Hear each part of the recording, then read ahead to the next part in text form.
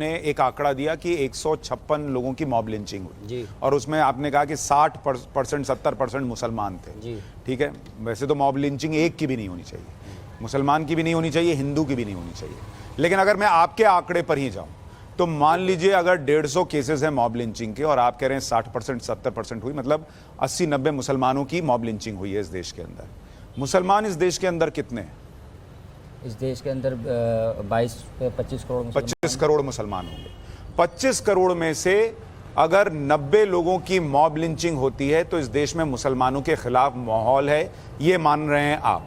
लेकिन इसी देश में, पहला मेरा प्रश्न सुन लीजिएगा, इसी देश में 25 करोड़ मुसलमानों में से कई लाख को घर बनाकर दे रही है सरकार, तो क्या ये मुसलमानों के लिए काम करने का माहौल नहीं है? क्या अगर कई लाख मुसलमानों को शौचालय मिल रहा है तो क्या ये मुसलमानों के लिए इस देश में काम नहीं हो रहा?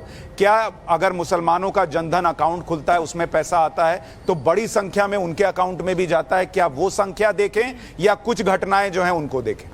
देखिए, इस देश के अंदर कोई भी इंसान हो, चाहे हिंदू हो, मुस्लिम हो, सिख हो, ईसाई हो, अगर उसकी जान जाती है तो पूरी इंसानियत की जान जाती है। ठीक है, मैं ये नहीं कह रहा एक और आंकड़े में देने पे बैठ गया, आंकड़े की बात नहीं कर रहा भाई, पर मैं कह रहा हूं लाखों लोगों को, लाखों मुसलमान को जो मिल रहा है वो देखें, या हम 90 मुसलमानों के साथ जो हुआ और उस पे हिंदुस्तान पे प्रश्न उठा दें कि हिंदुस्तान में मुसलमान खतरे में है, प्रधानमंत्री नरेंद्र मोदी मुसलमान के साथ नहीं है। मैं बस इतना पूछ रहा हूं, लाखों मुसलमान वर्सेस 90 मुसलमान। आज एक का भी नहीं होना चाहिए, फिर कह रहा हूं। एक मुसलमान के नाम पे लाखों मुसलमान में दहशत पैदा जो कर रही है, अभी आप कहें मुसलमान डरता ही नहीं है, वो मैं दहशत क्या पैदा कर रही है मैं बता रहा हूं ना आपको। एक वीडियो बनाकर अब यहाँ पर लाखों करोड़ों लोग देखते हैं, सोशल मीडिया से एक जो प्रचार किया जाता है वो कितना गलत है, वो दहशत का माहौल बनाने। लेकिन हम कह रहे हैं नहीं डरते, हम इस सरकार से इसलिए कह रहे हैं ये मुद्दे कभी हमने नहीं सुने, मॉब लिंचिंग से लेकर चाहे सीए एनआरसी 3 तलाक। आप कह रहे हैं कि कुछ लोग सरकार के अंदर से जो बोलते हैं उससे दिक्कत होती है। अंबर जी, आपके हिसाब से मुसलमान खतरे में है, डर में है, चिंता में है, माहौल बदला है 2014 के बाद?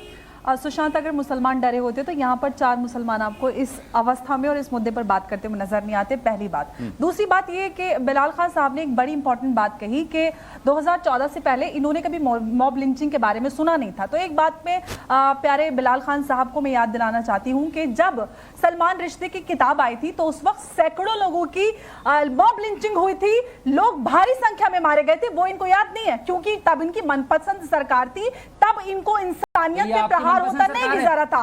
तो आपसे सवाल हो रहा है ना कि आपकी अगर गलत हो रहा है तो तब गलत हो रहा था तो आपने उसको इंक्लूड क्यों नहीं किया? आपका सवाल आज की सरकार से है। तो मैं आपको ये याद दिलाना चाहती हूँ कि मुसलमानों के कौन सी सरकार आई? मैं आपके बीच में नहीं बोलूंगी ना। अच्छा, एक बार वो बोल दे फिर आप काउंटर कीजिए। हाँ, वो आप काउंटर कीजिए। सुन लीजिए ना, आप खामोशी से सुन लीजिए। देखिए सुशांत, सबसे जरूरी बात यह है कि वो सरकारें, वो पार्टियां जिन्होंने मुसलमान के अहम मुद्दों को अनछुआ रखा था अपनी वोट बैंक की राजनीति की वजह से, चाहे ट्रिपल तलाक हो, चाहे हिजाब जैसी रूढ़िवादी मानसिकता की बात हो, ऐसे कितने ही सारे मसले हैं जिनको जानबूझ के इस तरह से हिलगा कर रखा ताकि मुस्लिम महिलाएं सिर्फ और सिर्फ एक हेड काउंट बनकर, एक वोट बनकर रह जाएं। अगर मुस्लिम महिलाएं मुख्य धारा से जुड़कर मेरे और तरन्नुम की जगह इस स्थिति में आकर बात कर सकती हैं तो उनको वो वोट काउंट बन के नहीं रह जाएंगी। वो लोग चाहते थे कि एक मुस्लिम महिलाएं जानबूझकर पीछे रहे, इस मंशा से उन्होंने मुस्लिम महिलाओं को आप ये कह रहे हैं दिक्कत इस बात से नहीं है कि सरकार कौन सी है, दिक्कत इस बात से है कि मुसलमानों के कुछ लोग जो पूरी कम्युनिटी पर एक तरह से राज कर रहे थे वो टूट रहा है। यहाँ पर ये कहना चाहती हूँ कि सरकार पे जो सवाल उठना चाहता है, आप 2017 के यूपी चुनाव की बात कर लीजिए, 2019 के लोकसभा के चुनाव की बात कर लीजिए, या फिर 2022 का फिर से जो चुनाव हुआ यूपी में उसकी बात कर लीजिए। सरकारी आंकड़े जो हैं उनके हिसाब से हम बात करें, चाहे राशन की बात हो, चाहे प्रधानमंत्री आवास योजना की बात हो, चाहे किसान सम्मान निधि हो, चाहे उज्ज्वला हो, पिछड़ा होने की वजह से सबसे ज्यादा इन योजनाओं का फायदा मुसलमानों को मिला है। कादरी भाई, ना एक मिनट, अब एक